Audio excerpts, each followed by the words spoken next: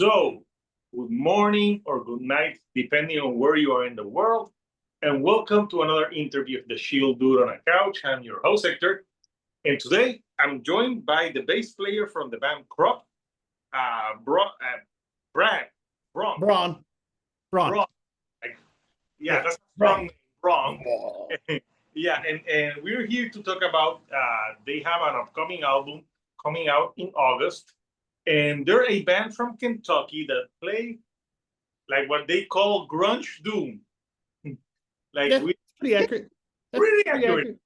Grunge, like when I think like more when I say grunge and like doom, I think more of like the Melvins. Yeah. I mean, I'm a Melvins fan. We're all big Soundgarden fans, Alice in Chains. And there's a few other bands that are kind of tossed in that, and then we're all big fans of bands like Weed Eater and Sleep and High on Fire, and we're also big fans of like Zeppelin and Pentagram and it's like. But to me, all that's just rock and roll, like it's all just heavy rock and roll, man. Everybody wants to put a label on something and they want to kind of make something more or less something else and try to pigeonhole it. We're just really loud, heavy rock and roll band from Lexington, Kentucky, and we like to write heavy riffs and play some shows and play more shows. And yeah, we got an album coming out August 22nd via Third House Communications. And yeah, man, I'm pretty stoked to have it out. I think you might have mentioned the name. It's called S.S.R.I. I didn't get the name, but it's S.S.R.I, which is what does it stand for? So it's selective serotonin reuptake inhibitors. I think I said that right. And that's going to be like all your anxiety medication, depression medication, a lot of the medications that there's a very healing all of our music's real sad, but in a dealing with yourself kind of way. And we felt S.S.R.I was a very appropriate title for this album because this album, though it is very dark and it hits a lot of very dark topics and it deals with drug abuse and it deals with friends passing away and failed relationships that left you empty and hollow and felt you'd never crawl yourself back out of the hole. That album's written in a way that helps you deal with that. So it in itself is an SSRI. And that's where that came from for us. Because our vocalist Mark, a lot of his themes are, he's not a real happy guy, So a lot of the themes in the album kind of it's stuff that kind of weighs in, and it's all real. Anything we talk about in the albums are real. We're not Johnny Cash. These aren't stories. Like this is real stuff. All the abuse, all the self-abuse, all the everything that's talked about in our albums is real stuff that we've gone through or are going through or dealing with at any given time. So, and that's kind of our approach is we want to be as honest as possible with the writing and the I don't know why I keep doing this. The writing and the music and the lyrics and the way everything flows. I just that's us. A lot of bands want to write songs about swords and wizards and magical bongs that take you to the fifth dimension or whatever they want to write about. We're in it for the honesty, and a lot of it's self-healing for us. So, and that's what the art is for us. That's what the music is. So, yeah, it sounds like that. For example, the single "Alone," I think that's explanatory. It's about feeling like what I've listened to the song. It feels like it's about feeling alone, even if you're like surrounded by people, mostly. Yeah. So I think Mark he approached that from the angle of when I first met Mark, he was in this relationship with a person that none of us really liked her too much. She they weren't, not her necessarily, but we didn't like them together. They were very toxic for each other. And it wasn't a good mental place for anybody to be put in. And I think his approach with Alone was, like the line "a different kind of alone," is even when he was with her or with that person or with anybody else, he still felt alone. And then even when they're gone, it was just a different version of the same alone he felt. And it was the coming to terms with the fact that it doesn't matter if they're here and they make me happy, if they're here, they make me sad, or if I'm just here by myself doing my own thing, I still have this gnawing, hollow emptiness inside me that makes me feel alone. And that's definitely kind of like, but like also the thing with his lyrics is like, you know, you might listen to it and take it a different way, or somebody might else listen to it and take something else from it. Like I feel like the way he approaches his lyrics and writing are very open to interpretation. Like you can hear me, and hell, if he was here right now, you might ask him the same question, and he might tell you a completely different answer, just because, like, you know, it's what you pick up on at the time. It's what you know you kind of hone in on. So, but yeah, that one was actually one of the last tracks we wrote before we went to record the album. That was the one that like we had kind of worked back and forth on, and we had written demos, and we had like scratched them, and we came back to it, and then we put it off the back burner, and we came back again. And that song really clicked like a couple of days before we went in to record it, and it was just done. And it was like, all right, cool, we're gonna give it a go, we're gonna see how it turns out. And it worked out, and it actually surprised us all how well it worked out. Because that one was one that we didn't know if it was going to make it on the album, and then it turned out to be that was the one we talked to the label, and they're like, "This is the single," and I'm like, "How is like that's the one we didn't even know was gonna like it was like we didn't even know it was gonna make it there. It could have been because like when you're writing an album, especially like well, I don't want to say you or anybody else. I don't. Our process is we'll go in and we'll write more songs than we have. Then we'll wind up putting out, and we'll scratch stuff. Well, this doesn't flow right, or this doesn't sound right, or this kind of goes with these other two songs, and we don't want to. So like with this album, we wanted everything to feel cohesive from start to end, especially that opening track is real powerful, and it's kind of got that ambient noise, and it's got that like ultrasound heartbeat noise going in it with the flat line that leads into formaldehyde. And we wanted everything to flow and have this very cohesive sonic experience throughout the whole thing, and that's I feel like we kind of nailed it on our end. I don't know how it's going to be perceived once it goes out in the world. That's when you write music, it's yours, but once you give it out to the world, it's not yours anymore. It's everybody's now, and it's anybody that wants to listen to it's going to take it any given way. But I feel like from our approach, we tried to make it feel as cohesive sonically and organic as possible, and that's really what we were going for with writing it. Yeah, no, it sounds that way. And I listened to the first album. Well, I think like because I was listening to the first album and the newer one, I think the newer one maybe sounds a little bit more. I don't know if it's more aggressive or like there's something different, I think, in the tone. So, it's hard to compare the two because like we were all in such a different place when we wrote the first album. When we came together in the beginning, it was like late 2019, early 2020.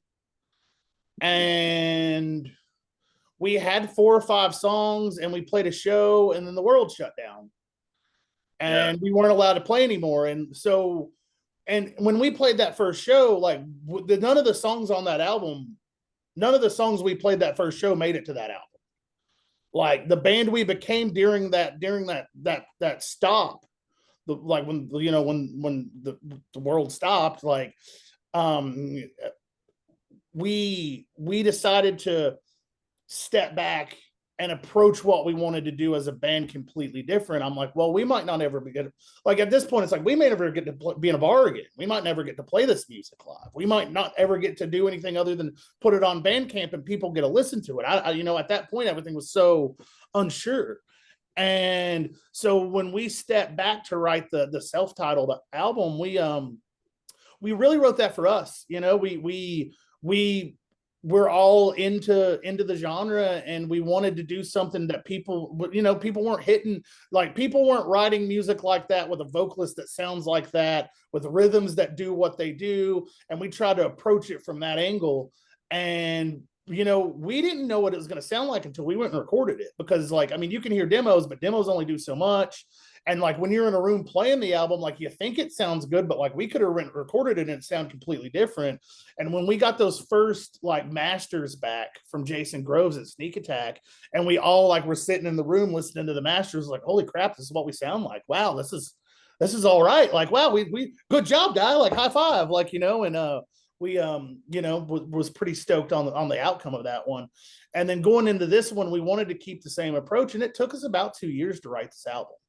We've spent a lot of time kind of honing it in, and we've scrapped songs, and we've had ideas, and we had other ideas, and we've scrapped them, and then we came back to stuff. And that's just the magical journey of like trying to make an album happen, or at least for us. And I think with this one, like, yeah, the tone is a little different, the tone is a little angrier, but it's more dynamic in ways. Like, it gets soft and pretty, whereas the other album really didn't do that. There's areas where Mark, like, he sings more than he screams. And like, the thing about Mark is like some people listen to him on the album and they're like, man, he can scream real good. He talks like that. Like, that's just like, that's his singing voice. Like, that's his voice. That's what he sounds like when he talks. He's Southern. He's from right outside of he's from Georgia. He's from right outside of Atlanta. And man, he's just got a really thick Southern drawl. And he's like, I mean, but his voice, it sounds like he smokes 19 packs of cigarettes a day. It sounds like he's drank more bourbon than you've ever seen in your life. And he probably has. Like, I mean, but it's like a mask. It's like, it sounds like the way he sings like the guys from Mastodon. Yeah. Maybe it's that area. I don't know. Yeah, I think it's probably the vocal cadence. And he gets a lot of weird comparisons to people, and it's everybody wants to hear things a different way. Like, we've had people compare him to Axl Rose, we've had people compare him to Shannon Hoon, we've had people compare him to Rod Stewart. And then we've had people compare him to Dixie Dave from Weed Eater. Like, and it's like, it's hard to, it's right. And then you also, like, if you see it live, it's completely different, because then you realize he's not screaming, he's singing. Like, there's notes there. Like there's, like he's, it's weird. I've never been with a vocalist like that. I've been with guys that scream, I've been with guys that sing, but I've never been with a guy that like merges that vocal fry so well that you can't tell where their singing voice ends and their screaming voice starts. It just kind of blends into one thing. And I think he's done a good job with that. But like I said, that's just the way he sounds, man. If he was on here talking right now, you'd be like, holy crap, you sound like that. Like, dude, like, I didn't get Rod Stewart from listening to that. Hot Legs, man. I'm telling you, listen to Hot Legs by Rod Stewart. Just like, step back and imagine it doomed out, Okay. But like, no, he just like, he gets a lot of weird, like, but that was a weird comparison that he gets. And I'm just like, but somebody heard him sing and heard that, and it's just like, it's a weird, it's a weird thing having a vocalist like that in a doom band. Cause a lot of it's Sabbath worship, and a lot of it just like, guys want to sound like Ozzy, or they want to sound like Wino, or they want to sound like Bobby Liebling, or or they want to sound like a mix of that. And when you come out as a band and your vocalist doesn't sound like really anything that's done this before, it opens up some doors, but it also closes some, because some people don't want to hear something new. I like it. I think it's fun. I've had a good time. Let's focus on you, the bass player. Okay, let's do that. Well, like which bass players got you into bass? That's a weird thing for me. I'm not one of those, like, so me growing up, I grew up in a family where my grandpa, he played bass in like an outlaw country band. And I grew up going to like county fairs and stuff and watching him sing like traditional gospel music and play like, you know, like old country music. And I mean, watching him play bass is what the reason I wanted to play bass. It's the reason that I pushed my parents to like get me a bass, and eventually he gave me one of his. Um, and then growing up, man, like I listened to like, you know, I didn't really like listen to a lot of like I didn't listen to a lot of like Iron Maiden and Megadeth and Metallica and stuff until I got a little older. I didn't listen to a lot of Pink Floyd until I got older, but these are all bass players that I enjoy now listening to. You know, I would like listen to bands like Rancid when I was young, and that's when I was getting into playing bass. I started playing bass when I was like 8 or 9 years old. Like I was like listening to like what I thought at that point was punk music. You know, I was listening to Rancid, I was listening to NoFX, and I was listening to bands like that. And you know, that's kind of where I wanted to start playing. And then as I got a little older, I got into like a lot of the like, you know, bands like Thursday and Thrice and like Coheed and Cambria and like At the Drive-In and bands like that. And like I liked the way their bass players approached playing bass because it wasn't all about notes. It was more what fits the song and what fits with writing the song. And like, yeah, you can show off a little bit, but like it's really about like just like making the song cohesive and being the glue that holds it together. And like as I've gotten older, like, you know, I've played in like there's a bug around me. I've played in like prog rock bands and stuff where I've like, you know, I've been able to like, oh, this okay, we're gonna do this, we're gonna count, we're gonna do all this stuff. And then when Crop came together, I'm like, man, I just want to play bass that made me fall in love with playing bass. Like I just want to be the glue that holds this together and let the drummer do his thing and let the guitarist do his thing and like give room for the vocalist to do his thing. And that's really how I approach it now. Like, and then, you know, even with this album, like I still feel like this album's some of the best bass playing I've done and recorded.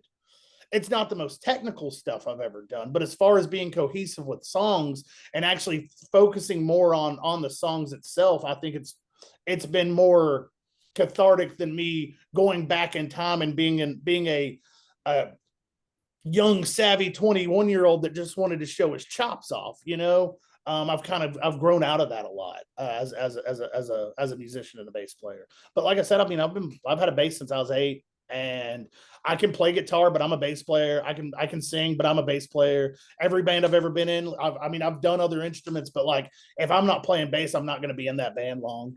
Like that's just what I do. That's the gear I own. I mean, like, you know, I went to college for 1 semester. I took out a sizable loan in college.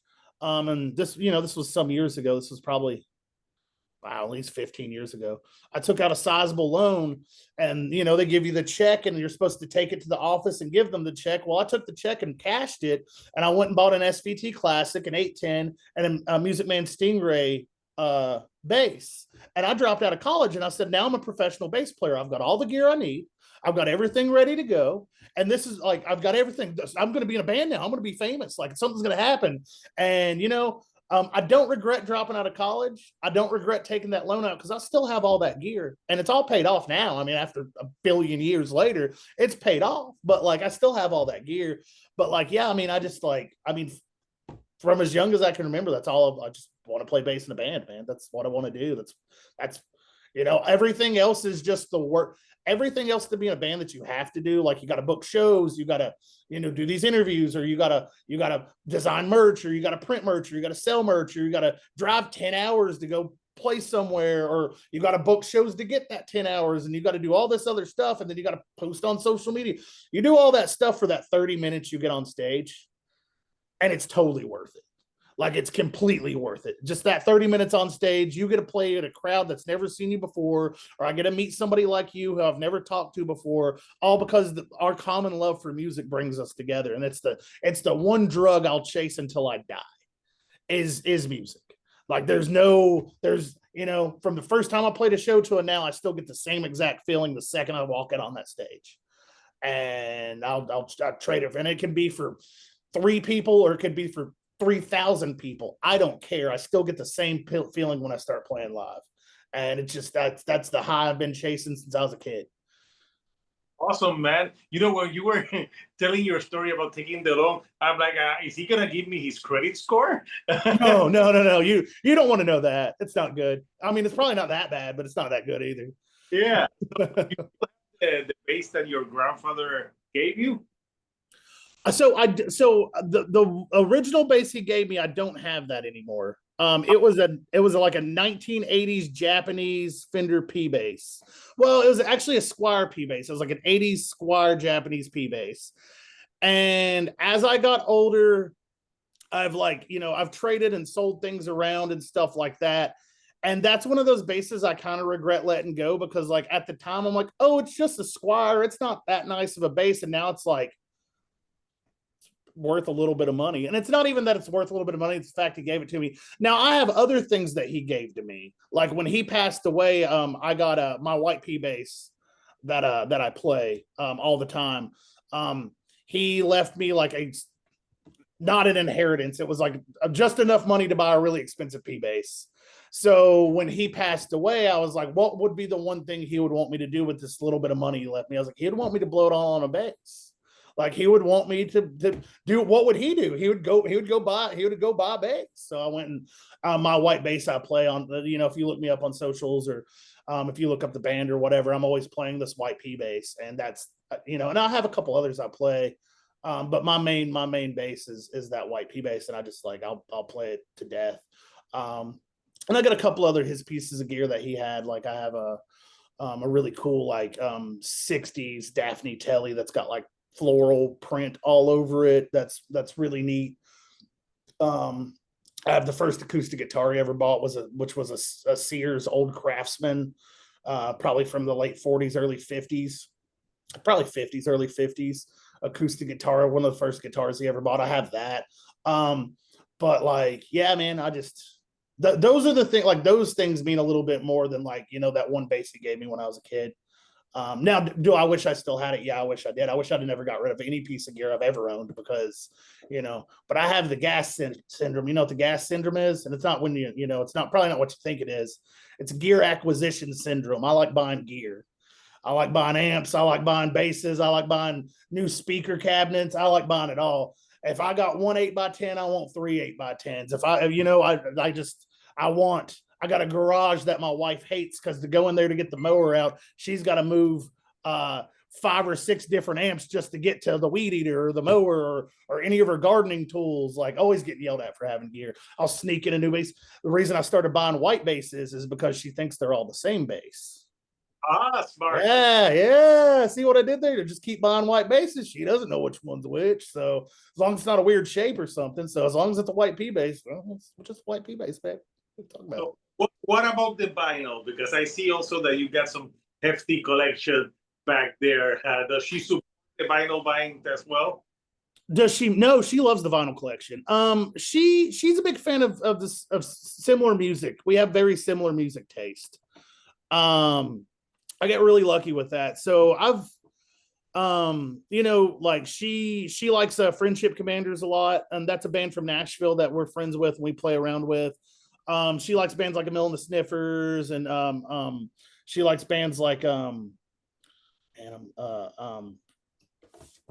Bridge City Sinners, and I have to look back here. Like she likes Howling Giant, she likes Temple the Fuzzwitch, she likes Weed Eater, and she likes a lot of the same bands. Then it kind of branches off, and she'll have like some of her stuff that she likes, and I have some of my more heavy stuff that we like, and then we kind of meet back in the middle with like some older country music and some classic rock and some like proto doom and some stuff like that. So but yeah, I was kind of late to collecting records. I probably really didn't start getting into collecting records until about 2014 or 2015.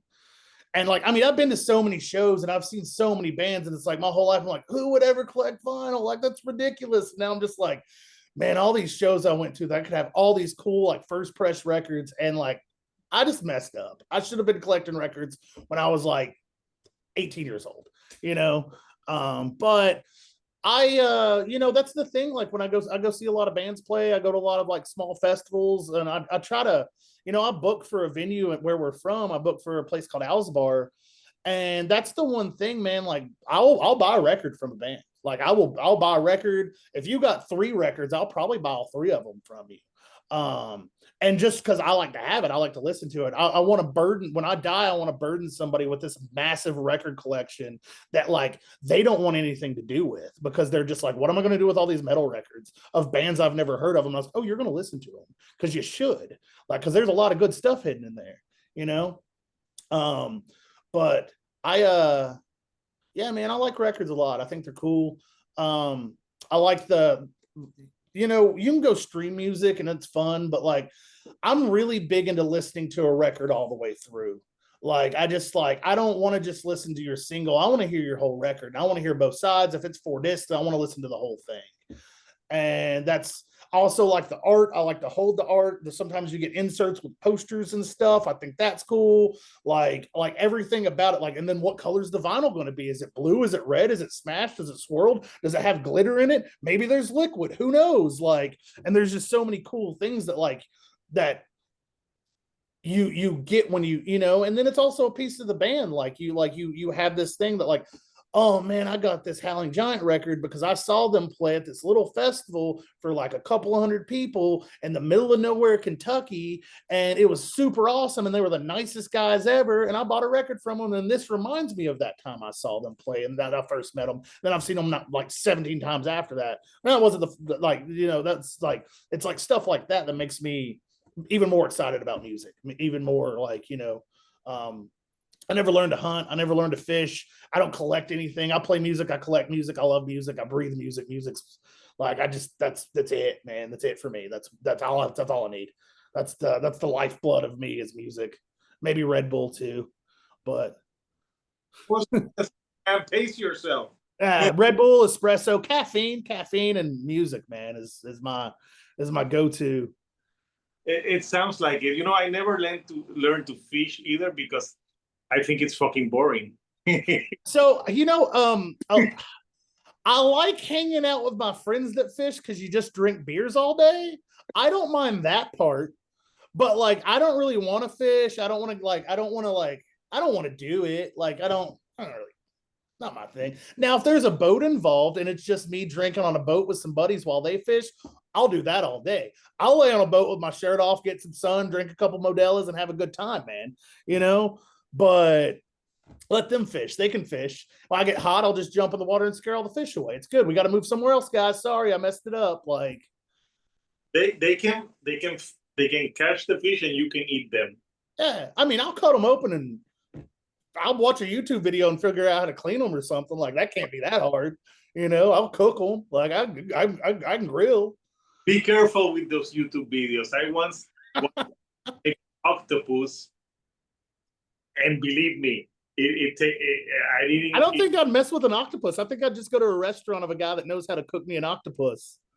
That was the only time I did it. I bought a whole octopus. I said, I'll watch a YouTube video and I'll cook it. Away, order a pizza, and after that, I promised myself I would never cook an octopus. I don't think I'd try to cook some fish, some shrimp, some crab. Like, yeah, man, totally. An octopus? No, I ain't trying to cook no octopus. Now, if you gave me like a big tentacle or something and you're just like, hey, all you got to do is throw this on the smoker for like 6 hours at like 150 and like put some cherry wood with it, dude, I'd totally smoke like a tentacle or something. But I don't know. And I don't even know if it'd take that long to cook. I don't know the specifics of cooking octopus and at what temperatures they need to be cooked at. Yeah, I think 6 hours would be pushing it. It's a low temperature though. Like a 150 is a really low temperature though, Like if you're cooking like some like chicken thighs or like a brisket at like 200, it takes a while. I don't know. But I don't know anything about cooking no octopus. I don't even know if we're so landlocked here. I don't know if I could get octopus worthy of me trying to cook. I don't know if I'd trust it. Yeah, I live in an island, so yeah, that's why. Yeah. Where do you live at? Where are you at? I'm in Puerto Rico. Oh, hell yeah. Oh, I'm going to come visit you, man. I'm going to come sleep on that couch, bud. Yeah, we'll book a show down there. We'll come stay at your house. Yeah. Well, I have to tell my fiance, like, hey, can the band stay here? We're housebroken. We're all potty trained. You know, we're really nice and respectful guys. Three of us are actually married. Like we're not as crazy as people think we are. Our vocalist is a little off the rails, but he's a good boy, you know, for the most part. We'll keep him. Oh, I'll keep an eye on him. So let's go the artwork of the upcoming album. Yeah. Coming up in August, but I just realized August is next month. But like it's right around the corner. Like so. Oh yeah, it's like soon. Yeah, yeah. Oh, you have it there. Awesome. I was looking around like, do I have a poster or something? You have, yeah. So our friend Josh Flowers, he did the first album and he did this album, and he plays in a band called Swamp Hawk, and he's an amazing digital artist. And we approached him with I think our drummer originally came up with the concept for this, and we approached Josh, and the first variation was more like I don't want to say clip art because that's kind of I don't like that. I don't think it was that.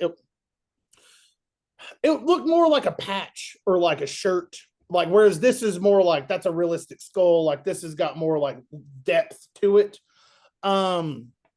And yeah, our drummer kind of had this idea of what he would like, and then we just let Josh run with it. And I was just like, I think the only thing I told him was like, I want crop up in the corner, and I want S.S.R.I down in the other corner. And then Josh came to it, and I was just like, man, I love it, you know. And it's cool because the album itself is going to come with like an insert that's that. So like, and it's got the lyrics on the back. So like, you could pull that out. Like some people like to frame artwork or whatever, hang it up on the walls.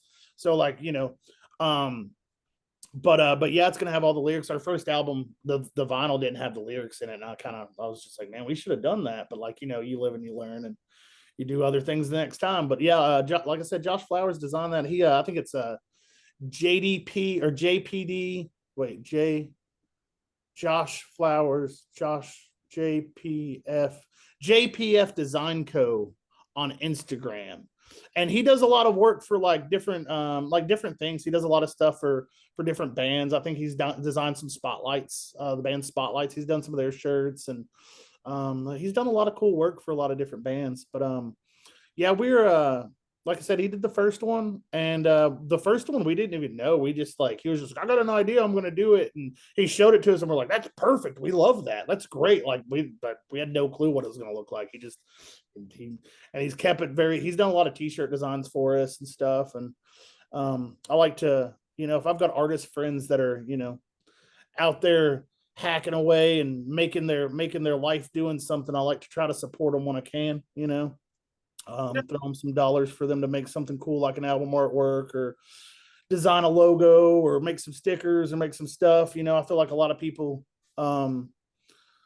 especially now, they're wanting to get into AI and let everything be made for them. And still, I'd rather just have somebody pen and paper and draw it, or, you know, however it works out, however they make that dream come through. You know, they got a vision, however they make that come through.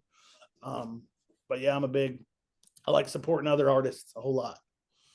Yeah, I prefer the real thing as well. And it's interesting because now we have AI bands. So oh yeah, that's awful. That's insane. Like, I mean, I have a series that it's called "Is It That Bad," where we talk about crap albums, and like or albums that got mixed reviews, and at the end we vote. And there's this AI generated band from Spotify that we are going to cover, because I'm like I want to talk about that, because oh man, yeah, I would do that. I mean, I'm so weird about the review world, because like there's a part of me to where, like, especially like written reviews, like people review albums and everybody wants to like just pat everybody on the back. Like, I would really love it. I would really love some reviews where they're like, I think this is the worst album I've ever heard in my life, and this is why. And like, the thing is I would respect that honesty so much more, and probably like that person so much more than some dude being like, oh, well, you know, and just trying to word vomit something. Now, if you like it, you like it, and that's cool. Like, that's totally fine. But if you don't like it, like I'm not gonna get mad. Like, that's totally fine. Like, I like that idea of like, is it that bad? That's pretty cool. That's a cool 100 episodes, and no, we're very honest there. Oh, that's awesome. So what's some stuff you've reviewed on that? What are some of the bigger bands? Obviously, we've done the classic Saint Anger. Hinder? Saint Anger by Saint Anger. Oh yeah. Oh man. I thought you said Hinder. I was like, well, that's equally as bad too, probably. So we did a Hinder episode for we also did, and we do newer bands like older stuff. Like we did an episode for this black metal solo artist called Brock Bale that put out a record with. If you he has like a weird album cover, and it's funny because I did the episode and someone tagged the artist. And I'm like, I hope he likes criticism because man, that's awesome. Went hard on that album. That's awesome. I'll have to look into some of those. That'll give me some good giggle time. Yeah. I work a day job to where like I get to listen to music all day, and so I mix it between music, and then sometimes I'll like if I'm doing something that I've got to like focus on, I'll just put a podcast or something in, just because like it'd change my mindset for a minute. Like if I'm trying to figure out a problem or something, I'll put a podcast on instead of music, or vice versa. If I'm doing something technical where I've got to like take something apart, I'll put music on and I can't listen to somebody talk while I do it. Just kind of how my brain works. But yeah, that'd be something I'll definitely visit that when I'm working one day, and listen to you shit on some bands. That sounds fun. Not only me, I do panels, so it's me and I get every time because that way. Oh man, dude, hit me up, bro. Hit me up. We're friends on Instagram. We became friends on Instagram today. Hit me up. I'll do it. Yeah. I'll come back. I'll listen to it. I'll come in with a 10-page report. Let's go. Yeah. And it's because that way, like maybe I think something is shit, but someone else thinks like, no, I think this is good. So yeah, it's not that bad. I hate that. I hate that. Well, it's not that bad. It's like compared to what though? Like what are we like compared to what? We have a very sophisticated rating system. It's thumbs up, sideways. If it's and down, that's it. At the end, I don't think I'd live in the middle with a lot of things. It'd either be good or bad. I feel like there'd be a lot of, I don't know, man. Like, I'm trying to think of something I would feel indifferent about. Like the last album I heard that I just felt nothing.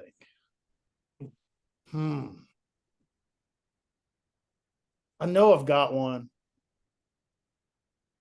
Oh, I don't want to say it though. God, I don't want to say this out loud. You can say it to me offline. Okay, I will. I mean, sometimes it's big bands too. Like sometimes it's small bands. This is a bigger band that I really, really, really like.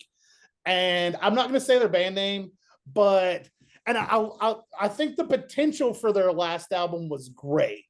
But I think the execution of the album was so atrocious, there was no way it was going to be good. And it's one of those, like, that's the last time I felt indifferent about an album. And I don't want to say who it is because I don't want to right now. But yeah. But it's literally one of my favorite bands. Like there might be a record. No, they're not up there right now. But I wouldn't be surprised if there's a record up there that I was listening to like 2 days ago. Awesome. So I know you guys are putting out this record soon. Are you guys playing some shows? Where can people catch you? Oh, backwards. Was that backwards? I don't know. So this is RPM Fest, and this is in Montague, Massachusetts.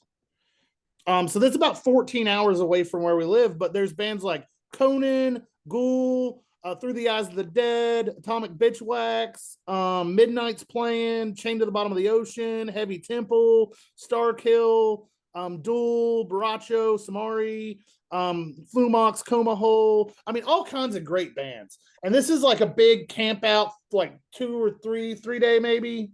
29, yeah, 3 days. It's 3 days. We're playing the Saturday. And then so the album comes out on August 22nd. I think we're playing August 30th.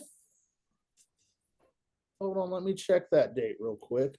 I keep notes here for things like this because I've been known to get some stuff wrong. And actually, this will help me. So this will be so we are playing RPM Fest on the 30th. But on the way there, we're playing at the West Side Bowl on 8/27 with Conan. And then the next night on the 28th, we'll be in Pittsburgh with a band called Sundress and Mother Elizabeth Thorne. Then we're at Swarthmore, PA, which is outside of Philly, I think, like a suburb of Philly. We're playing at a place called Warehouse 3. Then we're doing this, and then we're playing in Baltimore the next night, and then we have 2 nights off. Then we're playing in Lexington, and then we've got a festival in Knoxville, Tennessee that's about to be announced, and then we have some like other like Nashville and some more dates that are right around all that, because when the album comes out, we're going to try to hit it pretty hard. Yeah. 3 bands that I've actually interviewed. Ooh. I talked to Coma Hole. I talked to Conan. Oh yeah, heck yeah. Yeah. So Coma Hole just came through. Like I said earlier, I book in Lexington, Kentucky, where we're from. I book at like it's probably 120 to 150 cap room. If the band's real good, we'll push 100. We'll put 200 people in there and just like, it's okay. Like Fire Guys aren't going to come by tonight. Like it's cool. It's a Saturday. Like who's going to come and check out? Who's going to come do a head count on a Saturday? Like come on. And maybe they will now. I'm sure they're going to listen to this podcast, and now I'm in trouble. I'm in big trouble now. But yeah, Coma Hole, they hit me up and was like, yo, can we get a show? And I'm just like, yeah, dude, like listening to music. Your music's freaking awesome. Like you're a cool band, super good band, super tight band, great live, and then great people. They were so nice, like the sweetest. That's kind of the thing I've learned about being in, like, since Crop started and being in this genre of heavy music, is like everybody's so supportive and everybody's so nice, and like there's not a lot of just like weird backstabby stuff for no reason. Like everybody's like, yeah, man, like you booked me a show, I got you the next time you come through, or I got this, or like, hey man, we're trying to book this festival. Do you guys want to drive down to wherever and play? I'm like, yeah, cool. Like, can we camp? Like, do we need to get a hotel? Like, what's going on? Can we sleep on your couch? Like, it's not like the 80s scene with the glam metal bands. Yeah. Well, I feel like there's it just kind of depends, man. Like, and a lot of scenes may be supportive, but like, man, like the doom scene, man, everybody's just like, I mean, and I've met people from Vegas that are just like bands from Vegas that are just super nice, and they're like, well, if you guys are ever I've it's like, well, if you're ever through, I've got a video, I'll book you, dude. Like I'm down for it. I can't promise you the world. I can't tell you 300 people are going to be there, but if we get some flyers up and tell some people, we can put some people in the room and you can have a good time. And at the end of the day, it was a great Tuesday or Wednesday. And then you go on to Chicago and play your big show or whatever, So, but yeah, no, Coma Hole's awesome. They're actually a band I've been consistently listening to lately. That's kind of cool. We had that moment. I like Conan too. Conan's one of my favorite bands. Like me and the guitarist from Crop saw Conan play in like 2017, I think, in Lexington. And that was the day we looked at each other and was like, we got to start a band. Like that moment in time when we saw Conan play at Cosmic Charlie's. And I don't even remember who they played with. I'd have to look it up. I probably have the poster somewhere in my house. I could probably find it, but I'm not going to right now. But that moment, like me and Zach, the guitarist from Crop, that was the moment that Crop was conceived. We didn't have a band name, we didn't have songs, we didn't have riffs, but we saw Conan do what they did, and we're like, we gotta start a band, dude. Like both of us need to start a band like tomorrow. And it took about 6 or 7 months to get everybody together, and then it took another 2 years to get everybody serious about trying to do something. And then once it started, it just kicked off and we kept going. I think initially finding a drummer was the hardest. Yeah. So, Well, it's finally, crazy because like we went through 2 or 3 drummers in the very beginning, and then we went back to the guy I wanted originally, which was the guy that I played. That's played like we played together for over 15 years now. But when we started doing Crop, he was in a different band, and I didn't want to be like, oh, come play with us and you can be in 2 bands. I was like, oh, do your band, it's cool. And then he kind of got wind that we were like the me, Mark, and Zach were playing, and he was like, I want to come be in y'all's band. Like, I want to. He's like, I'm done with that. Like, I'm gonna come. And I was like, well, I don't want you to quit your band. He's like, I don't care. I want to come do this. This sounds way more fun. I was like, tight, let's go. And literally, when he joined us in like December of 19. We had a set ready in a month, and we played our first show right after that, and then the world shut down. Like, I mean, it was fast. Like the second he stepped in, everything came fast. So, but finally, man, before Braun, before I let you go, where can people pre-order the record? So on our Bandcamp page, it is legalized. I think it's legalized. It's legalized crop, but hold on, let me make sure I get get it right. Okay, yeah, it's a legalizedcrop.bandcamp.com.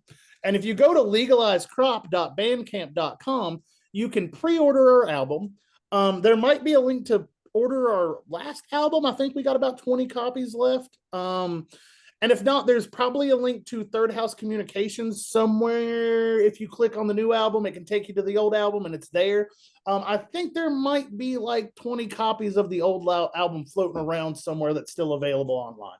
After that first press is gone, and I don't know if we're going to repress it. They've talked about it, but I'm pretty much focused on this next one. I'm ready for the new one. I'm ready to start playing new stuff. We're actually playing Louisville at Magbar Music Fest. I don't know when this will air, but this might be old news by the time this happens. But we're playing, and it's going to be the first show we're playing all the new songs from the new album. We haven't done that yet. We haven't been playing, like we've teased some here and there, but we've never played all the songs from the new album. So we're going to do that at Magbar Music Fest. And then when we play the album release show, we're going to play it with all the samples and all the stuff and all the intros and all the tracks and everything cohesive straight through, the whole album straight through. And then we'll start kind of mixing in old stuff and new stuff and keeping it going. So, but I know those two we're playing new stuff. So it's going to be sick. Awesome, man. So Braun, it was nice to chat with you this evening about music and all things in between. So before I let you go, anything you like to say to the fans before we go? You know,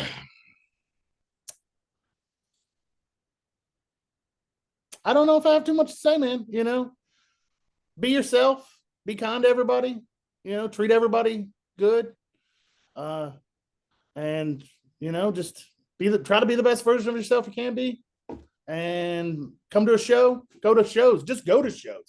I don't care if it's my show, somebody else's show. If you like music, go support it.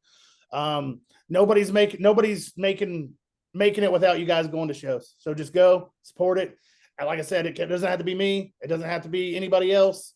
You know, I'm sure this guy would love you for some clicks or some likes or subscribes or whatever. Give him that stuff. If you want to find Crop, it's just everything on all socials. It's Legalized Crop. Legalized Crop on all socials across the platforms, because the word crop was already taken by a bunch of farmers. Damn them. So we had to add a word to it, and legalize was the word. So, but yeah, man, I love the support. I love the community. And I appreciate you for having me. Appreciate you for looking us up and taking time out of your busy schedule and talking to little old me. So I think that's all I got. My pleasure, man. So Couchers, Crop, S.S.R.I, all on August the 22nd. So if you like grunge, doom, like check it out because it's a cool record. So I'll post the link. So until next time, Couchers, this is Hector, the chill dude on a couch, and I'll see you all right here on the couch. Thank you, and